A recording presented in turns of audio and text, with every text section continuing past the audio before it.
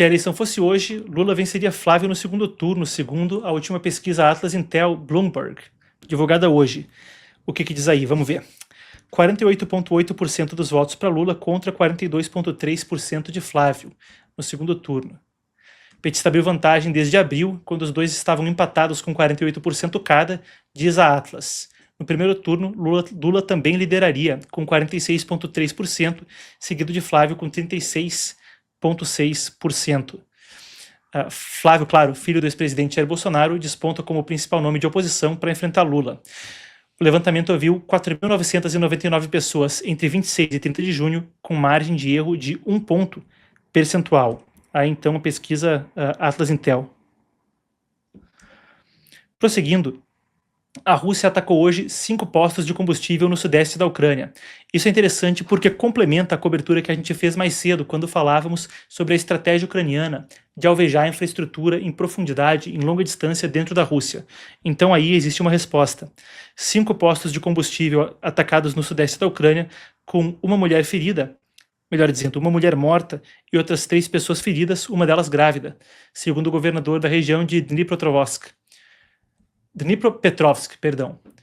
Incêndios, danos aos equipamentos, os ataques a postos se intensificaram recentemente. Segundo um assessor da defesa ucraniana, a Rússia busca destruir o abastecimento na linha de frente em resposta aos golpes de Kiev contra a logística russa. O comandante-chefe, então, do exército ucraniano, Oleksandr Syrskyi, disse esperar uma nova ofensiva russa vindo do norte, mas descartou avanços sobre a capital Kiev, que fica no norte do país. Ele fala que o objetivo seria para os russos esticar a frente e esgotar as reservas ucranianas. Novamente, vale a pena conferir, para quem chegou agora na live, o segmento anterior que a gente fez a respeito de Rússia e Ucrânia. Por quê? Nas entrelinhas dessas ações existe a cúpula da OTAN, vindo na semana que vem na Turquia. Ali existe o debate sobre como as linhas de frente estarão e a discussão sobre mais recurso bélico vindo para Kiev. Falando de um ponto de tensão geopolítica, Taiwan orientou, e a gente vai para outro, Taiwan orientou hoje que seus navios ignorem ordens de abordagem e inspeção da guarda costeira da China. Se preciso, embarcações taiwanesas devem se deslocar entre os navios para separar então as inspeções da guarda costeira da China de navios taiwaneses, segundo um alto funcionário. Por que isso está acontecendo? No mês passado, a China enviou navios à costa leste da ilha, no que chamou de uma operação de fiscalização. Para Taipei seria intimidatória. A gente tem aqui o vice-chefe da guarda costeira falando a respeito do assunto, da guarda costeira chinesa. Melhor dizendo, da guarda costeira taiwanesa, estou fazendo confusão. Aspas. Em nossas águas, a China não tem jurisdição. Pequim, claro, considera Taiwan parte do seu território e nunca descartou uma tomada à força. Conforme a tensão cresce no leste da Ásia, aí uma movimentação que traz mais um quê para essa tensão. E juntando os dois conflitos, falei de um do outro e agora tem isso. Segundo a Reuters, um treinamento militar secreto entre China e Rússia aconteceu no ano passado, aprovado pelo ministro da Defesa russo, Andrei Belozov. Envolveu ao menos 4 generais dos dois países, segundo documentação adquirida pela agência Reuters. Os cursos incluíam proteção contra armas químicas, biológicas e nucleares. Isso é negado ostensivamente pelos dois lados. Mas, na Europa, se discute a coisa com alarme.